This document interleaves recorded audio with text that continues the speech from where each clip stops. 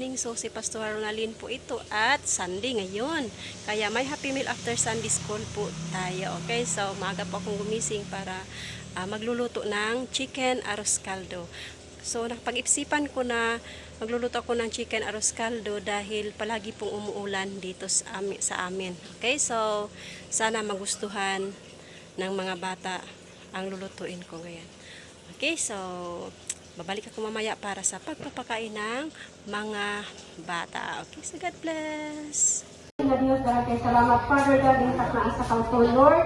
Bless Father God in as kaldo karon ginaula pag kanon sa mga kabataan Lord. Bless kini Lord God sa sponsor Ginoo when gigamit Lord para magpadayon sa pag-support para sa mga bata para sa pagkaon Lord.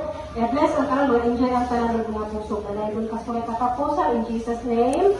Amen. Action.